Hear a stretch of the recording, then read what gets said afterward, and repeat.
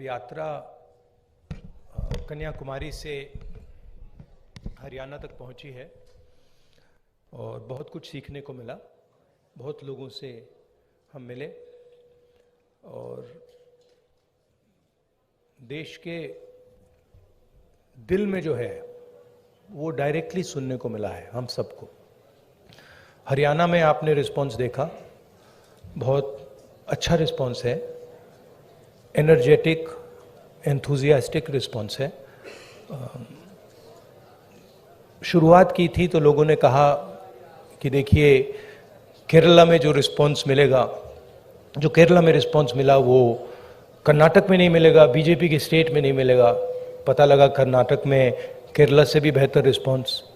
फिर कहा कि भाई साउथ में मिला है, अब जब हम महाराष्ट्र पहुंचेंगे तो रिस्पॉन्स नहीं होगा, महाराष्ट्र में साउथ से भी अच्छा।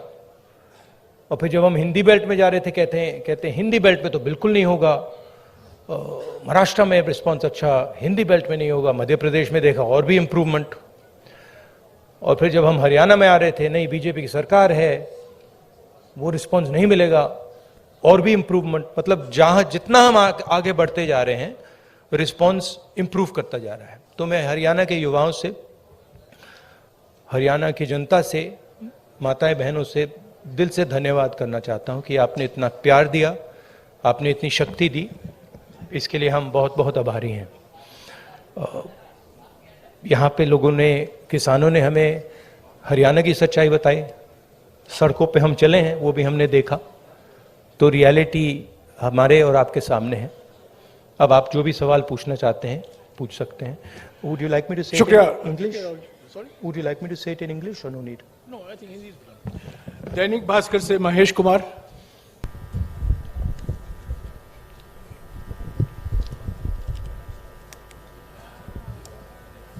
राहुल जी, आपने पानीपत में कहा था मन से। किसमें? मैं महेश कुमार, दैनिक भास्कर से। हाँ, नहीं आपने क्या पानीपत मैं पूरा हरियाणा ही देखता हूँ। आपने पानीपत में कहा था कि पानीपत तय करता है कि दिल्ली की सरकार किसकी बनेगी, मन से कहा गया था। लेकिन नहीं, मन से कहा गया था। समझ नहीं रैली नहीं, सुनाई नहीं, आवाज नहीं आ रही मेरी? ओके, भाई थोड़ा माइक को एडजस्ट कर लीजिए। Just put the mic a bit. आप बोलिए प्लीज। आपने पानीपत में कहा, पानीपत में मंच से कहा गया था कि पानीपत तय करता है कि दिल्ली में सरकार किसकी होगी। मैंने कहा पानीपत में मंच से कहा गया था।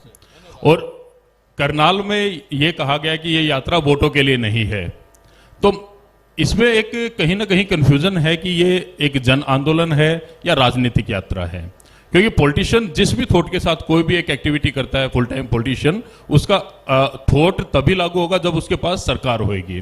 तो एक चीज तो मैं ये जानना चाह रहा हूं कि इस यात्रा को हम जन आंदोलन और राजनीतिक यात्रा के बीच में कहां स्टैंड करा, देखें कहां पे है ये।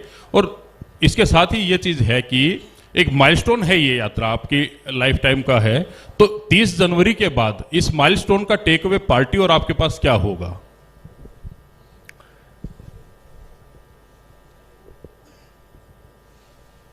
ये जो यात्रा है, जो हिंदुस्तान की आवाज को दबाया जा रहा है और जो हिंदुस्तान में डर फैलाया जा रहा है, हिंदुस्तान को जो बांटा जा रहा है, एक जात को दूसरी जात से, एक धर्म को दूसरे धर्म से जो लड़ाया जा रहा है, उसके खिलाफ ये यात्रा है। इस यात्रा का एक और लक्ष्य है और वो मेरा पर्सनल लक्ष्य है, और जो हमारे साथ लोग चल रहे हैं वो उनका भी लक्ष्य है। वो है कि हम इस यात्रा को तपस्या जैसे देख रहे हैं। हम अपने देश से प्यार करते हैं, देश की जनता से प्यार करते हैं, किसानों से, गरीब लोगों से प्यार करते हैं और उनके साथ हम चलना चाहते हैं। तो यात्रा का लक्ष्य पर्सनल है। यात्रा का लक्ष्य देश की जनता को देश की सच्ची आवाज सुनाने का है। अब देखिए, उससे राजनीतिक फायदा हो, नुकसान हो, उसके बारे में मैं नहीं कह सकता हूं। मगर यात्रा का लक्ष्य अवेयरनेस का है, और जो मेन 3 बातें हैं जो हम सब जगह कहते हैं, भारत जोड़ो, डर के खिलाफ खड़े हो, नफरत मत करो, ये एक मुद्दा है। दूसरा मुद्दा, जो हिंदुस्तान में इकोनॉमिक इनइक्वालिटी हो रही है, जो सारा का सारा धन मीडिया, दूसरे इंस्टीट्यूशंस, 2, 3, 4 लोगों के हाथ में है, इसके खिलाफ, और उसके जो नतीजे हैं, भयंकर जो अनएम्प्लॉयमेंट हो रहा है, तेजी से जो महंगाई बढ़ रही है, उसके खिलाफ ये यात्रा है। और लोगों को ये मालूम है कि भाई हिंदुस्तान में बेरोजगारी बढ़ रही है, तो उसका कारण है कि पूरा का पूरा धन 3, 4, 5 लोगों के हाथ में है, सबको मालूम है। लोगों को यह भी मालूम है कि वो जो धन का कॉन्सेंट्रेशन हो रहा है, पूरा का पूरा पूरी आर्थिक शक्ति जो 3, 4 लोगों के हाथ में जा रही है, उसका नतीजा बेरोजगारी है, उसका नतीजा महंगाई है। लोगों को कनेक्शन मालूम है। तो हम ये बात रखना चाहते हैं, और बहुत सक्सेसफुली ये बात यात्रा ने रखी है। इसलिए मैं आपसे कह रहा हूं कि जहां भी हम जा रहे हैं, यात्रा इंप्रूव हो रही है। तो अब ये हमारा लक्ष्य था। दैनिक जागरण से अश्विनी शर्मा। नहीं बताता हूं। देखिए,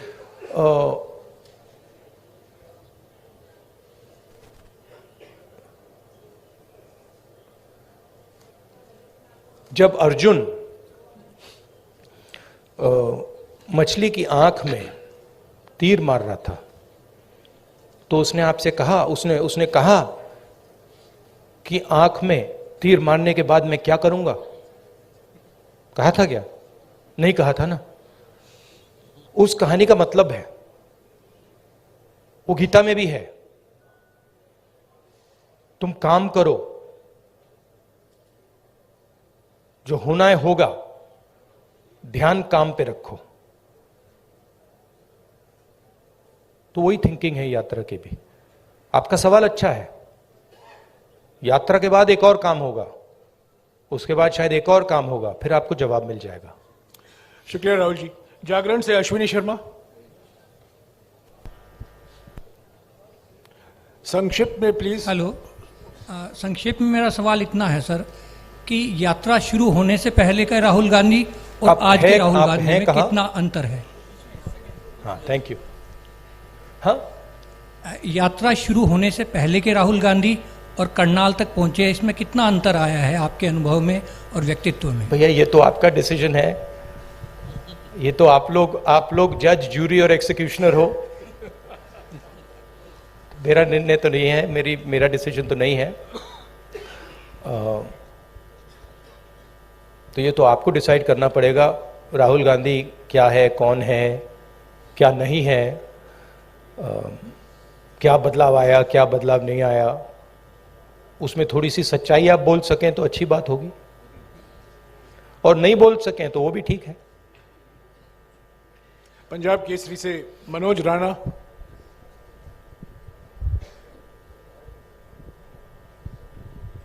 सर नमस्कार। मैं ये जानना चाहता हूँ, पूरी जगह से हरियाणा की जनता भी जानना चाहती है कि आगामी विधानसभा चुनाव में सीएम का चेहरा कौन रहेंगे कांग्रेस की तरफ से, क्योंकि भाजपा का तो उन्होंने क्लियर कर रखा है लगभग। हाँ जी, देखिए, मैंने प्रेस कॉन्फ्रेंसेस में 3-4 बार कहा है कि हमारा लक्ष्य यात्रा का है, और आप लोग डाइवर्ट करने की कोशिश करते हो। पता नहीं, आप यात्रा को दिखाते ही नहीं हो। आपको कहा गया है कि भाई यात्रा को दिखाओ मत। सोशल मीडिया में मतलब बवाल मचा हुआ है, तूफान आया हुआ है, मगर नेशनल मीडिया में कुछ नहीं दिखाया जाता।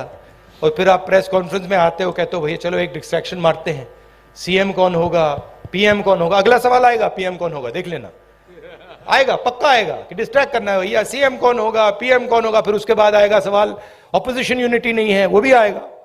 तो आप करिए जो आपको करना है, मुझे भी करना है काम। Thank you. अमर उजाला से सेवा सिंह। अब भैया पीएम वाला पूछिए, वो 3 हैं आपके, वो हर प्रेस कॉन्फ्रेंस में आते हैं, सीएम कौन, पीएम कौन। अमर उजाला से सेवा सिंह। राहुल जी नमस्कार। कहाँ है? हाँ हाँ जी, सॉरी। शेर यात्रा चल रही है, बहुत चर्चाएं हो रही है, लेकिन कांग्रेस के संगठन की भी उतनी चर्चा हो रही है कि मतलब आगे चुनाव की तैयारियों को देख रहे हैं लोग यात्रा के जोड़ के, तो संगठन की भी इतनी ही चर्चा हो रही है कि संगठन नहीं मतलब बन पा रहा, संगठन नहीं बन पा रहा है। जी सर। तो ये कब तक पॉसिबल होगा? कार्यकर्ता भी इंतजार में रहते हैं सर, मेहनत करने वाले। देखिए, सबसे पहले ये कहना कि संगठन नहीं है, ये तो बिल्कुल गलत है। संगठन तो मतलब सड़कों पे आपको दिख रहा है, सब जगह दिख रहा है। खारगे जी प्रेसिडेंट हैं, मैं कांग्रेस पार्टी का प्रेसिडेंट नहीं हूं, तो ये सवाल आपको खारगे जी से पूछना पड़ेगा कि एग्जैक्टली हरियाणा का संगठन में इंप्रूवमेंट कैसे लाई जाएगी। मैं हरियाणा के 3 डिजिटल न्यूज चैनल से सवाल पूछवाऊंगा। लोकवाणी से मनदीप पूनिया। हाँ जी, माइक दीजिएगा इनको जल्दी। नमस्कार। नमस्कार सर। सर, मैं आपसे ये सवाल पूछना चाहता हूं कि आप लगातार कह रहे हैं कि डर का माहौल है, नफरत फैल रही है, डर का माहौल है। आपकी सरकार छत्तीसगढ़ में है, वहां पर सोनी सोरी जो कि इंटरनेशनल ह्यूमन राइट एक्टिविस्ट मानी जाती हैं, उनके घर की बिजली काट दी गई है, वो अंधेरे में रह रही हैं। अभी कुछ दिन पहले वहां पर एक 19 साल के आदिवासी लड़के का छत्तीसगढ़ पुलिस एनकाउंटर करती है। तो डर का माहौल भी आपको दिख रहा है, और क्योंकि इस यात्रा से आप कह रहे हैं कि सिविल सोसाइटी, पत्रकार, वकील, जो भी सेक्शन डरा हुआ है, उसके आप दिल की, उसकी मन की उसको डर को आप कम करना चाहते हैं। तो सोनी सोरी जो कि इंटरनेशनल एक्टिविस्ट हैं, वो डर में वहां अंधेरे में बैठी हुई हैं, तो वहां आपकी सरकार है। बाकी अगर आपकी सरकार सेंटर में आ गई तो फिर वही जो छत्तीसगढ़ में क्या वही होगा? नहीं, सबसे पहली बात यह है, देखने की बात है कि ये जो आपने मेरे सामने सवाल रखा है, ये आप नरेंद्र मोदी जी के सामने रख सकते हैं क्या? सबसे पहली बात ये है। कहां रखे हैं आपने? नहीं, कवरेज एक व्यक्ति के सामने सवाल रखना और कवरेज करना में बहुत फर्क होता है। प्रधानमंत्री जी ने ऐसे कितने प्रेस कॉन्फ्रेंस किए हैं जहां पे कोई भी पत्रकार उनसे ऐसा सवाल पूछे। सबसे पहली बात यह है, ठीक है। दूसरी बात यह है कि मैं कह रहा हूं कि देश की जनता को बांटकर उनमें नफरत फैलाई जा रही है। हिंदू मुस्लिम, अलग अलग जात के लोगों को लड़ाया जा रहा है। क्या कांग्रेस पार्टी ये करती है? कांग्रेस पार्टी ने कभी कहा है कि एक जात के व्यक्ति को दूसरे जात के व्यक्ति की हत्या करनी चाहिए? कांग्रेस पार्टी ने कभी कहा है कि एक धर्म को दूसरे धर्म से लड़ाया जाना चाहिए? कभी नहीं कहा है, हिस्ट्री में कभी नहीं कहा है। तो दूसरी बात यह है। तीसरी बात यह है कि जो वहां पे डर का माहौल है, उसके बारे में आपने हमें बताया है, हम जाके उसको देखेंगे, और अगर वहां पे हम उसके बारे में बोल सकते हैं, मैं बोलूंगा, ठीक है। और अगर वहां पे कुछ गलत हो रहा है तो मैं पर्सनली जाके उसको देख के उसमें मेरी जो राय होगी मैं रखूंगा, ठीक है। मगर मेन बात यह है कि जो देश में आज नफरत फैलाई जा रही है, जो हिंसा की जा रही है, वो छत्तीसगढ़ सरकार एज अ पॉलिसी नहीं कर रही है। वहां पे इश्यूज हैं, वहां पे लैंड एक्विजिशन की इश्यूज हैं, और वहां पे टेंशन है, मगर हमारी पॉलिसी वो नहीं है। धन्यवाद। मसले से सर्वमित्र कंबोज। नमस्कार सर। इधर सर, मैं देख रहा हूं आप स्पीच में जवान और यात्रा के बाद मैं आपको बताना चाहता हूं कि मैं पर्सनली वहां जाऊंगा और पर्सनली इस बात को समझने की कोशिश करूंगा। अगर वहां पे कोई कमी है तो उसको मैं सुधारूंगा। नमस्कार सर, इधर ही सर, आप नमस्कार। हर स्पीच में तकरीबन जवान और किसान की बात करते हैं। हाँ जी। किसान की अगर बात करें तो आपको पता है लंबा आंदोलन हमारे देश में हुआ, हालांकि सरकार ने कानून वापस ले लिए, लेकिन एमएसपी का मुद्दा अभी भी बरकरार है। उसके लिए किसान अभी भी संघर्ष कर रहा है। पंजाब में अभी चल रहा है, हरियाणा में भी चल रहा है। आपकी सरकार थी तब स्वामीनाथन आयोग की रिपोर्ट आ गई थी, लेकिन आपने लागू नहीं की। क्या अगर आपकी सरकार आ जाती है तो आप स्वामीनाथन आयोग की रिपोर्ट को लागू करेंगे? और जो किसान एमएसपी मांग रहा है, क्या वो आप एमएसपी देंगे? देखिए, ऐसे ये जो चीजें होती हैं, ये ऐसे कैजुअली नहीं कहा जा सकता है। ठीक है कि भैया, सबसे पहले मैं एक कांग्रेस पार्टी का मेंबर हूं, कांग्रेस पार्टी का लीडर हूं, बहुत सारे और हैं। तो अगर हम इस बात को सीरियसली कहना चाहते हैं तो ये डिस्कशन हम अपनी मैनिफेस्टो कमिटीज में करते हैं और उसको सीरियसली असेस करते हैं जी। उसके फाइनेंशियल इंप्लीकेशंस असेस करते हैं, उसके दूसरे इंप्लीकेशंस असेस करते हैं और फिर उस पर निर्णय लेते हैं। जी। मैं यहां कह सकता हूं हाँ करेंगे ना करेंगे, उसका कोई मतलब नहीं है। जो हमारे मैनिफेस्टो में आएगा वो हमारा डिसीजन होगा और वो गारंटी करके हम करेंगे। जैसे हमने न्याय योजना के बारे में कहा था, हमने अलग अलग स्टेट्स में कर्जा माफी की बात की थी। जब हमारे मैनिफेस्टो में आ जाता है वो होगा ही होगा। ठीक है, तो पहली बात यह है। दूसरी बात यह है कि हम एक्सेप्ट करते हैं कि जो किसान है उसको चारों ओर से घेरा जा रहा है। उसको डायरेक्टली मारा जा रहा है, फ्यूल प्राइसेस से लेकर डायरेक्ट डीजल पेट्रोल के प्राइस से डायरेक्ट मारा जा रहा है। उसको इनडायरेक्टली मारा जा रहा है। बीमा का वो पैसा देता है, तूफान आता है, आंधी आती है, उसको पैसा नहीं मिलता। उसको डायरेक्टली खाद की प्राइसेस से मारा जा रहा है। तो हम एक बात एक्सेप्ट करते हैं कि जो हमारे देश की जो रीढ़ की हड्डी है, जो रीढ़ की हड्डी प्रोडक्शन करता है, जो हमें भोजन देता है, उस पर आक्रमण हो रहा है। वो जो 3 किसान की काले कानून थे, वो कानून नहीं थे, वो किसान को मारने के हथियार थे। जैसे डिमोनेटाइजेशन और गलत जीएसटी छोटे व्यापारियों को मारने के हथियार हैं, वो पॉलिसीज नहीं है। ठीक है, तो हम समझते हैं कि उनको प्रोटेक्शन की जरूरत है।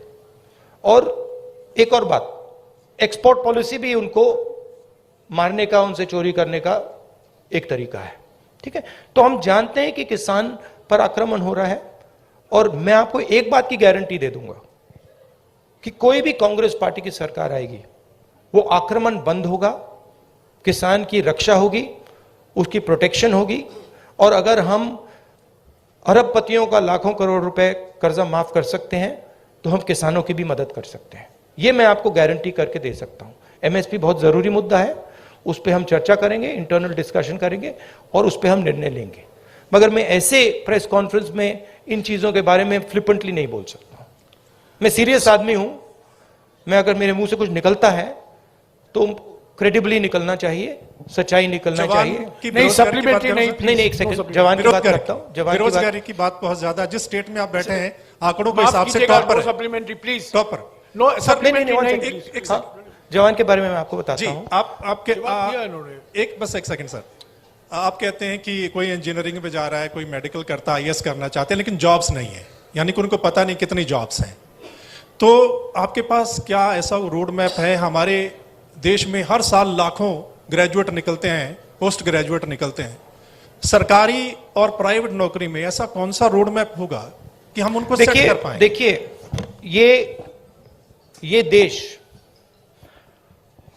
अपने युवाओं से झूठ बोल रहा है। ठीक है, झूठ क्या है? मैं अब 3000 किलोमीटर चला हूं। युवाओं से मैं पूछता हूं, बच्चों से पूछता हूं क्या करना चाहते हो, 5 जवाब मिलते हैं। Engineer, doctor, lawyer, army, administration. ठीक है, और सारे के सारे, मतलब हजारों बच्चों ने मुझे ये 5 जवाब दिए हैं। रियलिटी ये है कि इनमें से 10% को, 15% को, ज्यादा से ज्यादा 10% भी मुश्किल है, 10% को इंजीनियर, डॉक्टर, लॉयर ये जॉब्स मिल जाएंगे, बाकी को नहीं मिलेंगे। तो इन सब के सपने टूटेंगे। मेरे पास एक बच्ची आई, कहती है मैं आईएएस में जाना चाहती हूं। मैंने कहा ठीक है बेटा, आईएएस में हर साल कितने लोग जाते हैं? मुझे कहती है 5 लाख लोग जाते हैं। मैंने उससे कहा नहीं बेटा, 5 लाख लोग नहीं जाते हैं, 150 लोग जाते हैं। रोने लग गई। तो ये देश अपने बच्चों से, अपने भविष्य से झूठ बोल रहा है और ये इनका दिल तोड़ेगा। हर रोज इनका दिल टूटता है, इनके सपने टूटते हैं। क्यों टूटते हैं? क्योंकि जो लोग इस देश को रोजगार दे सकते हैं, उनकी हम मदद नहीं करते हैं, उनकी हम प्रोटेक्शन नहीं करते हैं, उनके स्ट्रक्चर के बारे में हम नहीं सोचते। रोजगार कहां से आएगा?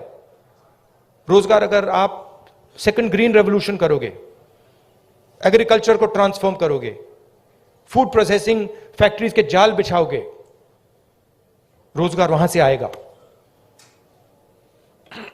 करोड़ों लोगों को रोजगार मिल सकता है और रिस्पेक्टेबल रोजगार मिल सकता है। दूसरी बात, जो स्मॉल और मीडियम इंडस्ट्रीज को डिस्ट्रॉय किया गया है, और कोई शब्द ही नहीं है, डिस्ट्रॉय किया गया है।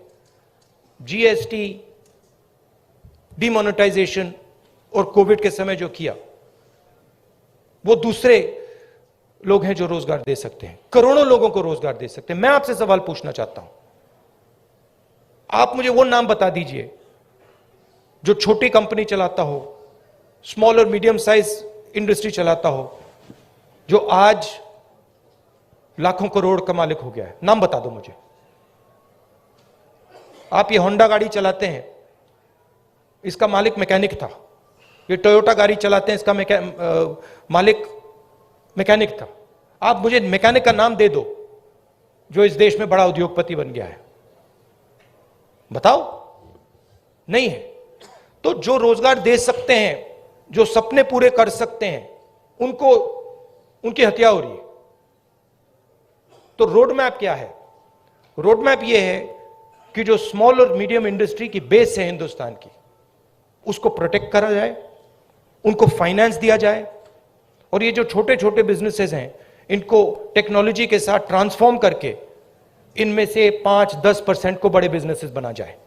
ये दूसरा रोड मैप है। तीसरा रोड मैप है कि हमारा जो शिक्षा का सिस्टम है, ये सिर्फ 5 चीजें सिखाने की कोशिश कर रहा है, मतलब 5 रास्ते दिखा रहा है। इस देश में लाखों रास्ते हैं। जिस दिन ये देश स्किल्स की रिस्पेक्ट करना शुरू कर जाए, उस दिन ये देश सच्चा सुपर पावर बन जाएगा। उस दिन तक ये सब खोखला है। इस देश में स्किल्स जो होती हैं, चाहे वो बढ़ई की हो, चाहे वो मैकेनिक की हो, किसी की भी हो, चाहे वो किसान की हो, उसकी कोई इज्जत नहीं करता है, उसका मजाक उड़ाते हैं, देखो ये क्या कर रहा है। जिस दिन वो हो जाएगा, उस दिन ये देश चाइना का मुकाबला कर जाएगा और यहां पे made in India, made in India, made in India सब जगह दिखना शुरू हो जाएगा। वो रोड मैप है। धन्यवाद। शुक्रिया राहुल जी। हमारे पास सिर्फ 10-12 मिनट है। सवाल संक्षिप्त में कीजिएगा और फिर से गुजारिश करूंगा सप्लीमेंट्री मत पूछेगा प्लीज। ये रैपिड फायर होना है। कई लोग को मौका देना चाहता हूं मैं। सत्य खबर से सत्य सिंह। सर नमस्ते। सर पिछले काफी समय से हम लोग देख रहे हैं कि जो कांग्रेस पहले डिफेंस मोड में रहती थी, अब अटैकिंग मोड में है। हर जगह पे जवाब दिया जा रहा है। आपकी टीम ये अच्छा काम कर रही है, पर मैं हरियाणा के संदर्भ में आपसे एक सवाल करना चाहता हूं और वो सेंटर से ही सवाल रहता है। अभी पीछे राज्यसभा का चुनाव था, जब माकन जी ने चुनाव लड़ा था। उस समय में एक क्रॉस वोटिंग हुई थी। कांग्रेस के पास वोट पूरे थे, उसके बावजूद कांग्रेस अपना राज्यसभा का सदस्य नहीं भेज पाई थी। उस पे ना आज तक कोई जांच की बात आई है और ना अभी तक उस पे कोई कार्रवाई जैसी बात है। सर आपसे मैं ये जानना चाहता हूं, क्या इस प्रकार के मुद्दों पर भी, जिस प्रकार से देखिए सोशल मीडिया की बात करें, सोशल फेस बनाने की बात करें, कांग्रेस का जबरदस्त फेस होता जा रहा है, क्या ऐसे मुद्दों पर भी पार्टी में चर्चा होती है? Distraction attempt number 2। देखिए ये ऑर्गेनाइजेशनल मामला है। यहां पे पीसीसी प्रेसिडेंट बैठे हैं, खारगे जी प्रेसिडेंट हैं, ये आप उनसे पूछिए, इनसे पूछिए मेरा लक्ष्य क्लियर है, जो देश की आवाज है उसको सामने लाने का। अच्छा अटेम्प्ट था, मैं कहूं कि उससे अच्छा था, ज्यादा सोफिस्टिकेटेड था, मगर मैं डिस्ट्रैक्ट नहीं होऊंगा। Thank you. शुक्रिया राहुल जी। टोटल टीवी से प्रदीप।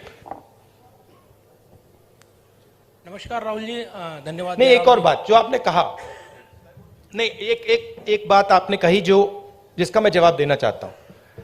आप बैठ सकते हैं, ये कांग्रेस का प्रेस कॉन्फ्रेंस है, बीजेपी का नहीं है, आरएसएस का नहीं है। राहुल जी, समय की पाबंदी भी है। नहीं, मगर मैंने पहले कहा किसी प्रेस कॉन्फ्रेंस में, और आपने मुझे पूछा कि राहुल गांधी में कोई बदलाव आया। एक बात मुझे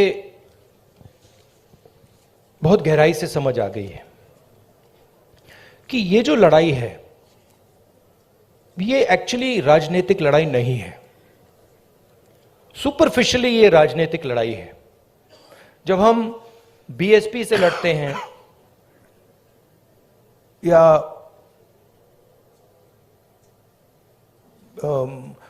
टीआरएस से हमारा चुनाव होता है तो वो राजनीतिक लड़ाई होती है।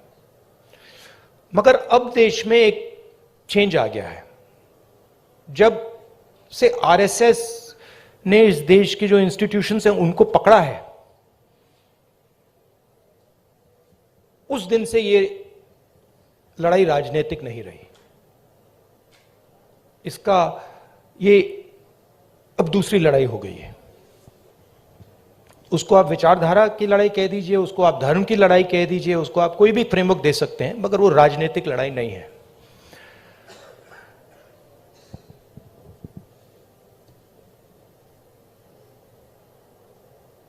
कांग्रेस पार्टी की अगर आप हिस्ट्री देखें, जो आपने कहा कार्यकर्ता में जोश आ गया है, यह तपस्या का संगठन है। इसको अगर आप तपस्या में लगाते हैं तो इसकी एनर्जी बढ़ती है। बीजेपी पूजा का संगठन है, उसको अगर आप पूजा में लगाएंगे उसमें स्ट्रेंथ आती है। अब बीजेपी, अब पूजा दो तरीके की होती है। धर्म की बात कर रहा हूं। पूजा नॉर्मली होती है कि भाई मैं भगवान के पास जाता हूं और मैं उनसे कुछ मांगता हूं। मगर इनिशिएटिव जो पूजा करता है उसका होता है, ठीक है। आरएसएस की पूजा अलग है। आरएसएस चाहता है कि फोर्सिबली उनकी पूजा हो। मोदी जी चाहते हैं, इसलिए वो आपसे नहीं मिलते हैं, कि फोर्सिबली उनकी पूजा हो और देश में सब लोग उनकी पूजा करें। उसका रिस्पॉन्स एक ही हो सकता है, उसका रिस्पॉन्स तपस्या ही हो सकता है और कोई रिस्पॉन्स नहीं हो सकता है। और इसीलिए ये जो यात्रा है ये बहुत सक्सेसफुल है, क्योंकि इसमें सिर्फ कांग्रेस पार्टी तपस्या नहीं कर रही है, सिर्फ एक व्यक्ति तपस्या नहीं कर रहा है, इसमें लाखों लोग तपस्या कर रहे हैं। और इस यात्रा का मैसेज यही है कि जो मैंने अभी आपको बोला, जो आपने रोड मैप की बात पूछी, कि इस देश में तपस्या की रिस्पेक्ट होनी चाहिए, स्किल्स की रिस्पेक्ट होनी चाहिए, काम की रिस्पेक्ट होनी चाहिए। कांग्रेस पार्टी ये कहती है, हिस्टोरिकली ये कहा है, और बीजेपी कहती है, आरएसएस कहती है कि नहीं भैया, तपस्या की कोई रिस्पेक्ट नहीं होनी चाहिए। जो हमारी पूजा करेगा उसकी रिस्पेक्ट होगी। अब आप इस फ्रेमवर्क से नोटबंदी को देखिए। क्या नोटबंदी ने हिंदुस्तान के गरीब की तपस्या की रिस्पेक्ट की? बिल्कुल नहीं। वो तपस्या पर आक्रमण था। उसका मैसेज था किसान से, छोटे मजदूर से, छोटे व्यापारी से, भैया तू जितनी तपस्या करनी है तू कर ले, कुछ फर्क नहीं पड़ेगा, जला देंगे। और बीजेपी, आरएसएस इस देश को फोर्स्ड पूजा की ओर ले जा रही है, धन का प्रयोग करके, इंस्टीट्यूशंस को कैप्चर करके, लोगों को डरा के, आप लोगों को डरा के। वो आपसे कह रहे हैं भैया तपस्या मत करो, आपसे कह रहे हैं आपकी जो तपस्या है, जो सच्चाई मतलब आपको अपने टेलीविजन स्क्रीन पे डालनी है, वो मत करो, मार देंगे, हमारी पूजा करो। इसीलिए प्रधानमंत्री जी आपके सामने नहीं आ सकते, क्योंकि उसमें आपकी तपस्या की झलक दिख जाएगी, कहीं ना कहीं से कोई सवाल पूछ जाएगा। तो ये लड़ाई है पूजा और तपस्या के बीच में। हमारा संगठन तपस्या का है, और अगर हमारे संगठन में कमी है तो तपस्या की कमी थी, और उस यात्रा ने इसको क्लियर कर दिया है कि यह तपस्या का संगठन है, वो पूजा का संगठन है। उनका वो काम है, हमारा ये काम है। राहुल जी नमस्कार। शुक्रिया राहुल जी। टोटल टीवी से प्रदीप। राहुल जी नमस्कार, मैं प्रदीप। और जयराम जी, ये जो आपने शिव जी की फोटो देखी होगी, ये आपने देखा है, ये सिंबल देखा है आपने, शिव जी की फोटो में देखा है, इसका मतलब क्या है? कोई बता सकता है? आप कहेंगे आशीर्वाद। आशीर्वाद नहीं है, ये अभय मुद्रा है, डरो मत। ये तपस्या का सिग्नल है, अपना काम करो, तपस्या करो, डरो मत। इसीलिए तो कांग्रेस का ये सिंबल है। नहीं, आप हंस रहे हो, मैंने रिसर्च किया है, ये सिंबल कहां से आया, कैसे आया, मैं आपको किसी दिन बता दूंगा, आप हैरान हो जाओगे। अच्छा, आपने गुरु नानक की फोटो देखी है? उसमें भी आपने देखा होगा, देखिए ना। बुद्धा की फोटो देखी है? उसमें भी अभय मुद्रा। महावीर जी की फोटो देखी है? उसमें भी अभय मुद्रा। तो तपस्या डर में बहुत बड़ा गहरा लिंक है, और ये चाहते हैं, और ये इन्होंने पहले भी किया था।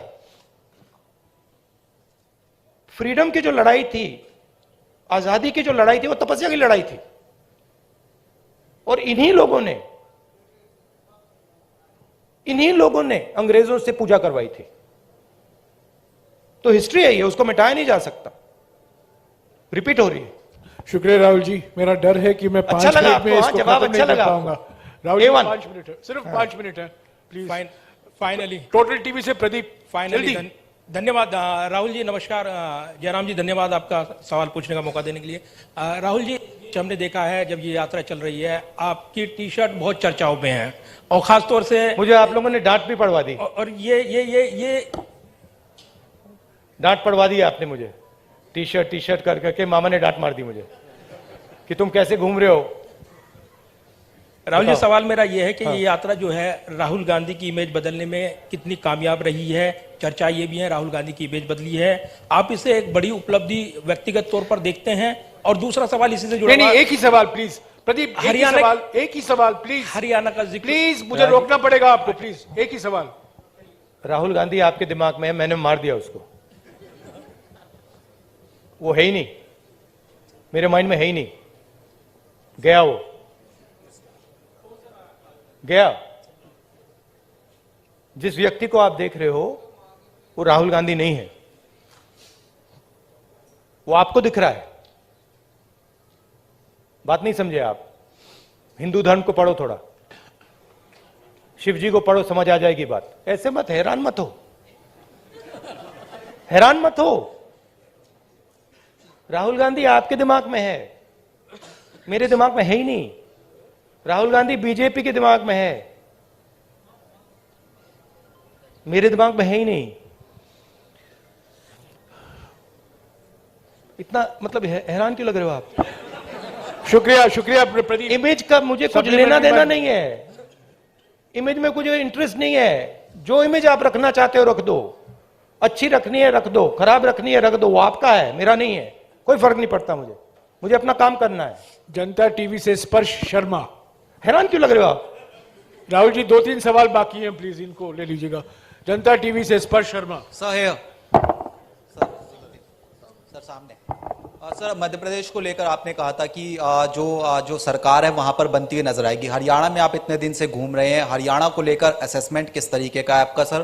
प्लस सर, जोशीमठ में जिस तरीके के हालात है सर, उसको लेकर क्या कहेंगे? देखिए, हरियाणा का मैं आपको बता देता हूं, और सिर्फ हरियाणा का नहीं, नॉर्दर्न बेल्ट में एक्चुअली काफी हैरान हुआ कि आप लोगों ने कहा था कि नॉर्दर्न बेल्ट में रिस्पांस अच्छा नहीं आएगा। नॉर्दर्न बेल्ट में सदर्न बेल्ट से अच्छा रिस्पांस आ रहा है। यूपी में आपने देखा, पता नहीं देखा या नहीं, यूपी में, मध्य प्रदेश में, राजस्थान में और हरियाणा में ट्रेमेंडस रिस्पांस है, बहुत अच्छा रिस्पांस है।